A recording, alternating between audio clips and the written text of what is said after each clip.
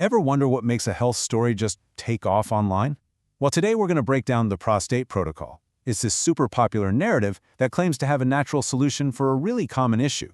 Now, just to be clear, we're not here to fact-check the claims. We're here to understand the story it tells and why it's so powerful. Okay, let's get into it. So right off the bat, the story kicks off by getting super personal. This quote from the main character, James Channing, it's not just about his symptoms, right? It's designed to make you feel his frustration, to pull you right into his world from the very first sentence. It's an emotional hook. So meet our guy, James Channing. According to the story, his life was being absolutely wrecked by an enlarged prostate, a condition you might know as BPH. And they don't just tell you it's bad, they show you. Look at this. It hit everything. His ability to travel, his sleep, his relationship with his family, even his marriage. You see what they're doing here? They're really painting a vivid picture of a man who feels completely trapped by his own body. Okay, so his life is a mess. Naturally, the story follows James as he starts looking for a way out.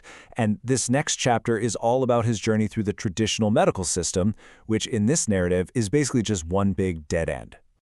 Now, this part is absolutely crucial to the story they're building. They have to discredit all the other options. So the story says the doctor's meds didn't work and the side effects were terrible.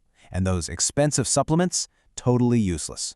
By shutting all these doors, the story makes you feel just as hopeless as James and gets you ready for their big, unconventional answer.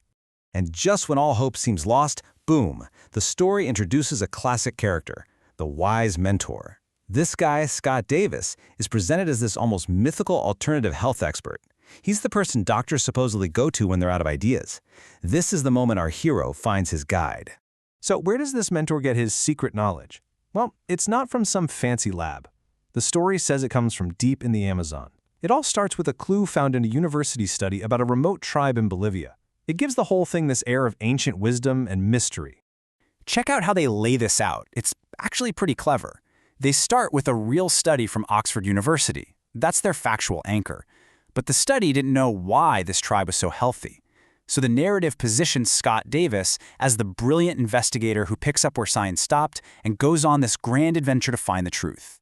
And that adventure leads to the story's big, scientific-sounding idea, the prostate receptor theory. This is presented as the secret key, the one thing that explains why this problem happens and, more importantly, how he can fix it. Now, what's really cool is the analogy they use to explain this.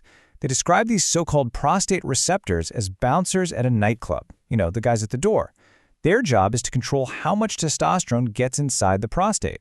It's a really simple, effective way to explain a complicated idea. And then they lay out the whole process in 4 easy steps. First, you have healthy receptors doing their job. Then, over time, stuff you eat and do weakens them.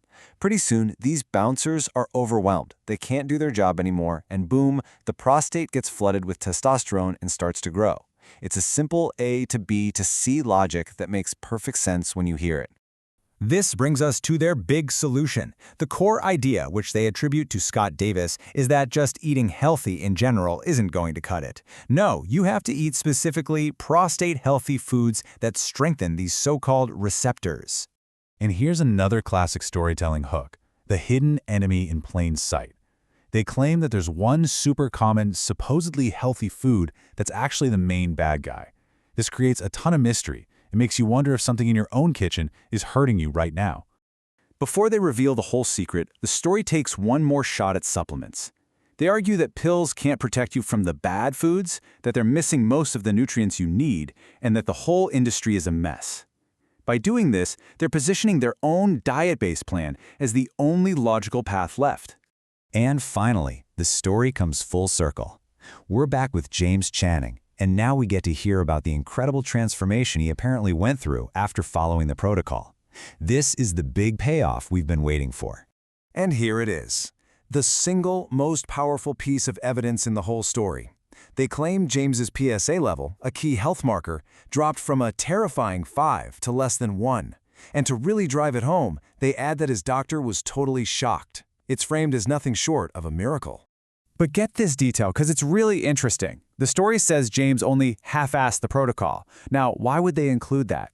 Well, it makes the whole thing seem not just crazy effective, but also super easy. It suggests you can get these amazing results without a lot of effort. And here's the happy ending. The narrative neatly ties up every loose end. Every single problem they mention at the beginning is now completely gone. It's a totally satisfying resolution to the crisis that started the whole story.